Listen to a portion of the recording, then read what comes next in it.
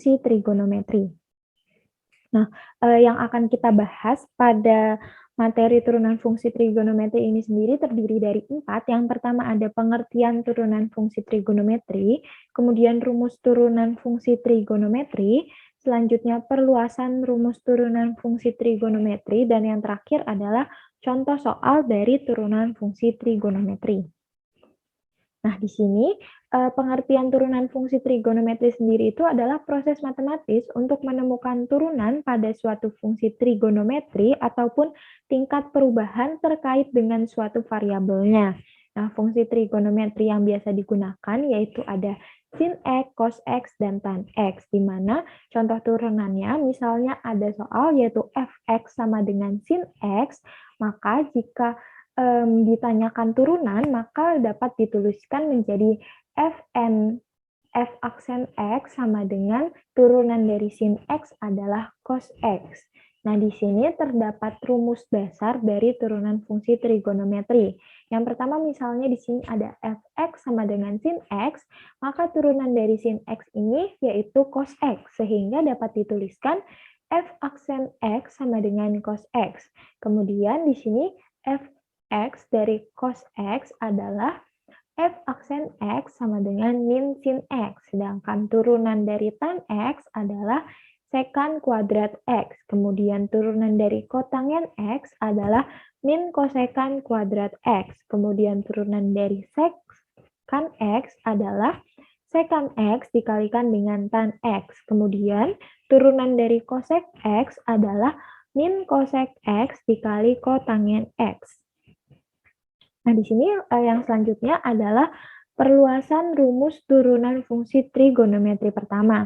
Nah, di sini kita dapat memisalkan di mana kita misalkan U yang merupakan fungsi yang bisa diturunkan terhadap X, di mana U aksen yaitu turunan U terhadap X menjadi, misalnya di sini ada fx sama dengan sin U, sehingga turunan dari sin U ini kita turunkan sehingga menjadi turunan dari sin pada rumus sebelumnya adalah cos, sehingga turunan dari sin U menjadi cos U. Kemudian karena U-nya ini merupakan nilai dari sin, maka diturunkan juga menjadi U aksen.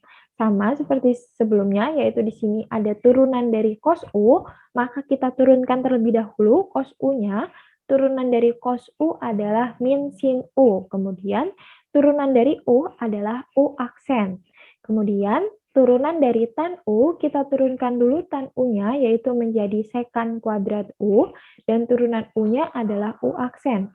Selanjutnya, turunan dari kotangen U, kita turunkan kotangen U, sehingga menjadi min kosekan kuadrat U, dan turunan U kita turunkan menjadi U aksen. Kemudian ada turunan dari sekan U, maka kita turunkan dulu sekan U-nya sehingga menjadi sekan U dikali tan U, dan turunan dari U adalah U aksen. Kemudian kosek U, maka turunan dari kosek U adalah min kosek U kotangen U, sedangkan turunan dari U adalah U aksen. Selanjutnya di sini terdapat perluasan rumus turunan fungsi trigonometri yang kedua, yaitu di sini misalnya turunan dari fungsi rumus sin, cos, dan tan trigonometri pada variabel sudut AX plus B, di mana A dan B yaitu bilangan real dengan A tidak sama dengan 0.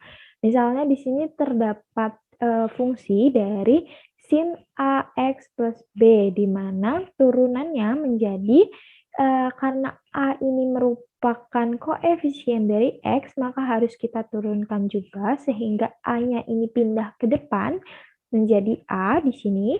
Kemudian turunan dari sin adalah cos, dan di sini tetap menjadi AX plus B, sehingga turunan dari sin AX plus B adalah A cos AX plus B. Kemudian di sini turunan dari cos AX plus B sama seperti sebelumnya, A-nya ini karena merupakan koefisien dari variabel X, jadi harus kita turunkan juga, kita pindahkan ke depan. Kemudian turunan dari cos ini adalah min sin. Kemudian nilai U-nya kita masukkan yaitu AX plus B. Yang ketiga yaitu turunan dari tan AX plus B. A-nya kita turunkan, kita pindahkan ke depan. Kemudian turunan dari tan adalah sekant kuadrat. Terus kita masukkan U-nya yaitu AX plus B. Kemudian ada turunan dari kotangen AX plus B. A-nya sama, kita turunkan, kita pindahkan ke depan. Kemudian turunan dari kotangen adalah min kosekant kuadrat. Terus kita masukkan U-nya yaitu AX plus B. Kemudian turunan dari sekant AX plus B juga sama. A-nya kita turunkan dulu, kita pindahkan ke depan. Kemudian turunan dari sekant adalah tan dikali AX plus B dikali sekant AX plus B. Sedangkan yang terakhir, turunan dari kosek AX plus B, yaitu kosekannya ini kita turunkan, yaitu menjadi min kotangen AX plus B dikali kosek AX plus B. Kemudian untuk koefisien dari X kita turunkan, kita pindahkan ke depan, seperti itu.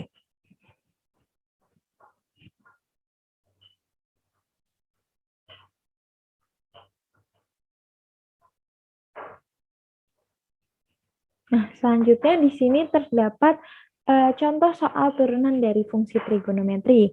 Misalnya contoh soal yang pertama yaitu tentukan turunan Y, di mana Y ini yaitu nilai dari cos X 2 atau X kuadrat. Nah, di sini kita misalkan terlebih dahulu di mana X kuadratnya ini yaitu kita misalkan sebagai U, sehingga U aksennya adalah, nah karena dia ada pangkat, turunan seperti ini, maka pangkatnya ini kita pindahkan ke depan.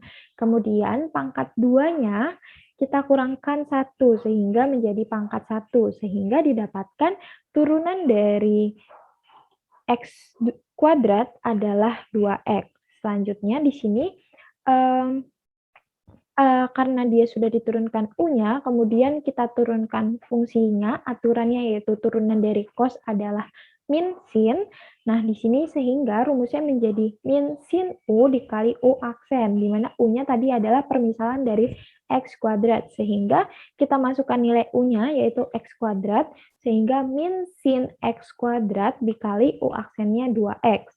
Sehingga jika 2X-nya ini dipindahkan ke depan, Y aksen menjadi min 2X sin X kuadrat.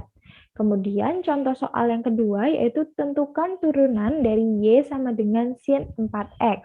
Di sini juga sama seperti sebelumnya, kita misalkan 4X-nya ini sebagai U. Nah, kita turunkan dulu U-nya, sehingga turunan dari 4X, karena X ini tidak memiliki pangkat, sehingga 1 dikurang 1 menjadi 0, semua yang dipangkatkan 0 akan bernilai 1, sehingga X pangkat 0 adalah 1, kemudian 4-nya kita turunkan menjadi 4. Selanjutnya, maka turunan dari Y sama dengan sin 4X, yaitu turunan dari sin menjadi cos, sehingga sin 4X turunannya menjadi cos U dikali U aksen, di mana U-nya ini adalah 4X, jadi kita masukkan cos 4X dikali U aksennya 4. Sehingga jika 4-nya ini kita pindahkan ke depan, Y aksen sama dengan 4 cos 4X.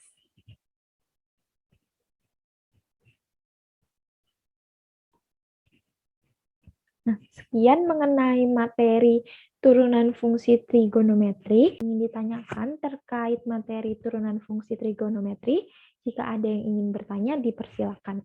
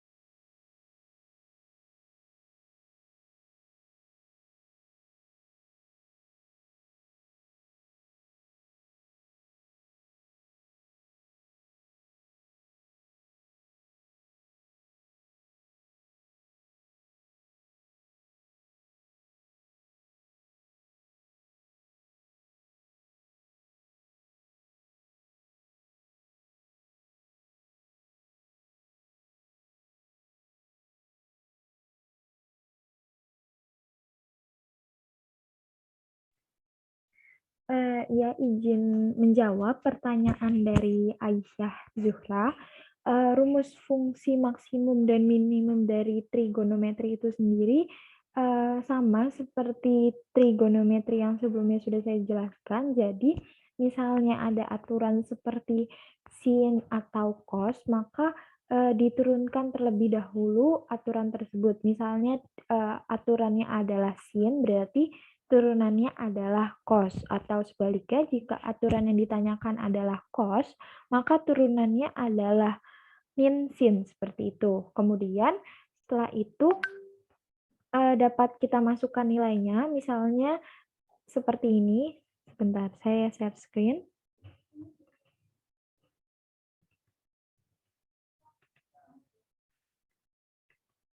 Nah, misalnya seperti ini. Di sini kan ada soal turunan Y sama dengan cos X kuadrat.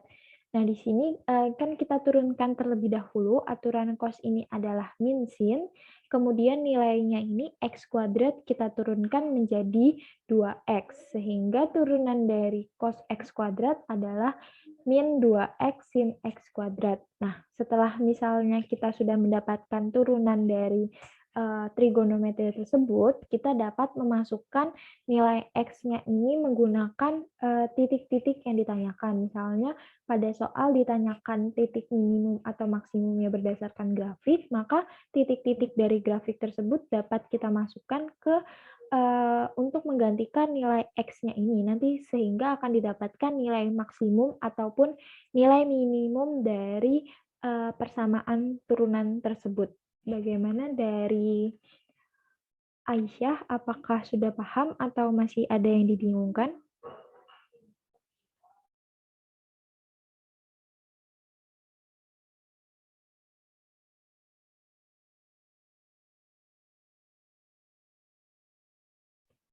Iya, baik, sama-sama. Dari teman-teman, apakah ada yang ingin ditanyakan lagi mengenai materi trigonometri ataupun turunan fungsi trigonometri? Jika ada yang ingin bertanya, dipersilakan. Baik Kak, izin bertanya Kak, mengapa dalam trigonometri itu identik dengan sudut-sudut istimewa Kak?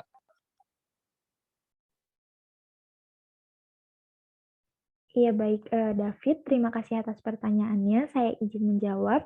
Jadi, trigonometri ini sendiri itu kan mempunyai sudut istimewa ya.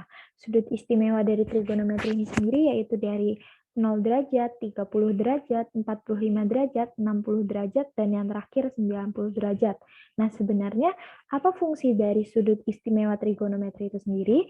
Fungsinya adalah membantu kita atau teman-teman dalam mencari sudut-sudut yang tidak termasuk ke dalam sudut istimewa. Misalnya seperti ini.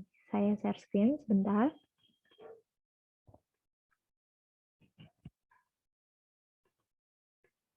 Nah, seperti ini. Di sini misalnya ditanyakan cos dari 225 derajat. Nah, jika misalnya teman-teman mendapat soal seperti ini, tentunya kan teman-teman nggak mungkin menghafalkan sinus, kosinus, tan, atau kosek, atau kotangen dari sudut 0 derajat sampai dengan 360 derajat. Atau mungkin kadang di soal itu ditanyakan lebih kan, misalnya seperti cos dari 720 derajat atau sin dari 460 derajat. Nah, tentunya kan teman-teman akan bingung jika misalnya tidak menggunakan bantuan dari handphone untuk mencari kosinus atau sin dari sudut-sudut yang besar seperti itu. Nah, gunanya sudut istimewa trigonometri ini sendiri adalah membantu kita untuk menghitung sudut-sudut tersebut tanpa harus menggunakan bantuan kalkulator. Misalnya seperti ini, di sini terdapat soal cos 225 derajat. Nah, kan jika kita menggunakan bantuan sudut istimewa trigonometri, kita dapat mencari sudut berapa yang jika ditambahkan sudut istimewa trigonometri, misalnya seperti pada soal ini adalah sudut istimewanya 45 derajat, nah nantinya jika dia dijumlahkan, hasilnya dapat berjumlah 225 derajat. Nah, di sini seperti yang sudah saya jelaskan tadi, di sini jika kita menggunakan aturan genap, itu misalnya aturan genap sudut genapnya adalah 180 dan 360 derajat, maka di sini aturan cos-nya akan tetap menjadi cos. Tapi jika misalnya kita di sini menggunakan bantuan sudut ganjil, misalnya seperti 90 derajat ataupun 270 derajat, maka di sini aturan cos-nya akan berubah menjadi lawannya, yaitu menjadi sin. Nah, di sini karena kita menggunakan sudut genap 180 derajat, maka saat pada langkah kedua, menjadi cos 45 derajat. Nah, di sini kenapa alasannya minus? Karena cos 225 derajat ini masuk ke dalam kuadran ketiga, di mana pada kuadran ketiga yang bernilai positif hanya tan saja, sehingga cos 225 derajat bernilai negatif. Sehingga didapatkan hasil dari cos 225 derajat ini adalah min 1/2 akar 2. Jadi sebenarnya kenapa di trigonometri ada sudut istimewa? Ya tujuannya itu untuk membantu kita, memudahkan kita saat kita ingin menghitung nilai dari cos, sin, atau tan yang sudut-sudutnya itu besar. Sehingga jika kita tahu sudut istimewanya, kita dapat lebih mudah menghitungnya. Seperti itu. Bagaimana dari David? Apa sudah paham atau masih ada yang dibingungkan? Alhamdulillah sudah paham, Kak. Ya, baik. Dari teman-teman yang lain, bagaimana? Apakah ada yang ingin ditanyakan lagi mengenai materi trigonometri ataupun turunan fungsi trigonometri? Jika ada yang ingin bertanya, dipersilakan.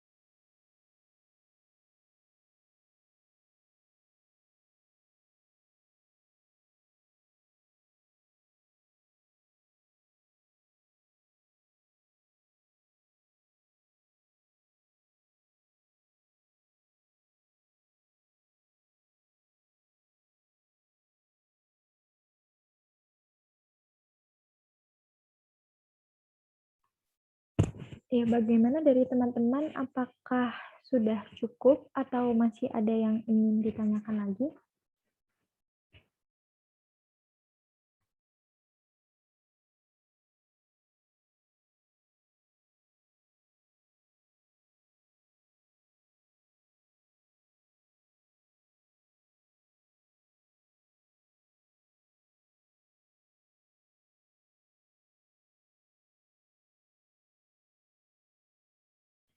Ya, baik.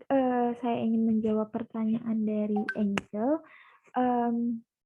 dy per dx ini tuh sebenarnya sama aja seperti f aksen x. Jadi, turunan dari suatu aturan, misalnya seperti fx sama dengan sin 5x, untuk turunannya itu sendiri dapat dituliskan menjadi f aksen x ataupun dy per dx. Jadi tidak ada untuk apa saja itu tidak ada karena dapat digunakan untuk semuanya. Tetapi biasanya yang lebih sering digunakan itu tulisan turunan itu f aksen x seperti itu.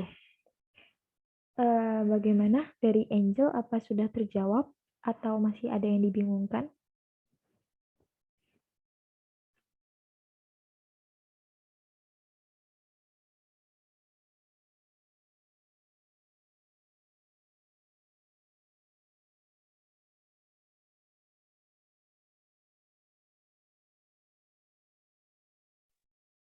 Ya, baik. Dari teman-teman yang lain, bagaimana? Apakah masih ada yang ingin ditanyakan atau sudah cukup?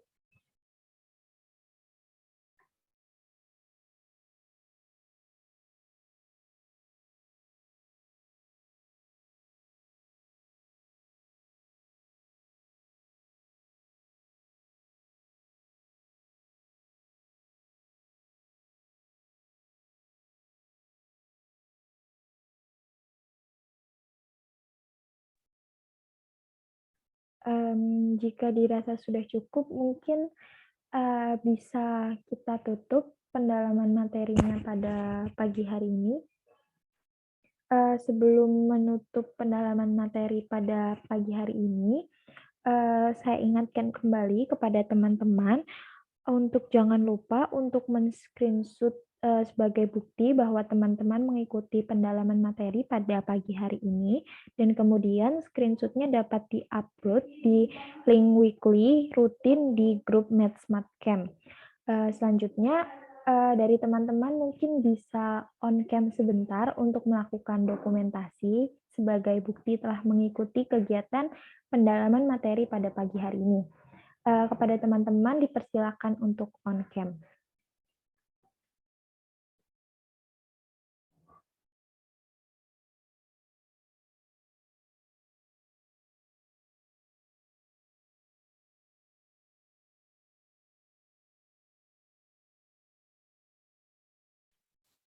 Baik, untuk yang lain, Angel, David, Jihan, dan Rahma mungkin bisa segera on cam.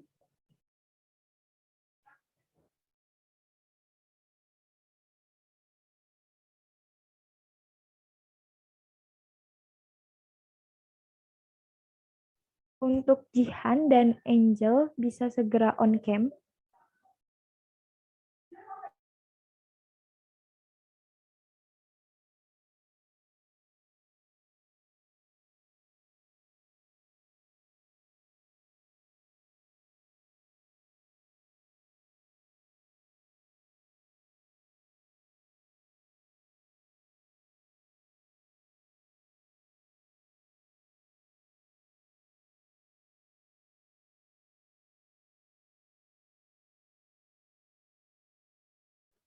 Ya baik, akan saya mulai sesi dokumentasinya. Ya, silakan dari teman-teman jika ingin bergaya bebas dipersilakan. 1, 2, 3.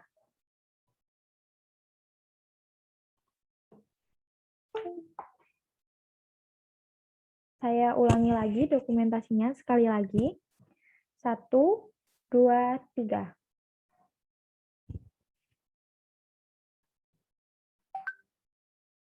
Ya baik, terima kasih kepada teman-teman dari MathsMathCamp yang sudah mengikuti pendalaman materi pada pagi hari ini. Semoga materi yang disampaikan mengenai materi trigonometri dan turunan fungsi trigonometri dapat bermanfaat bagi teman-teman semua. Dan kembali lagi saya ingatkan untuk jangan lupa men-screenshot pendalaman materi pada pagi hari ini sebagai bukti bahwa teman-teman telah mengikuti pendalaman materi. Sekian yang dapat saya sampaikan, kurang lebihnya mohon maaf. Wassalamualaikum warahmatullahi wabarakatuh. Selamat pagi, sehat selalu, dan semoga lancar sekolahnya.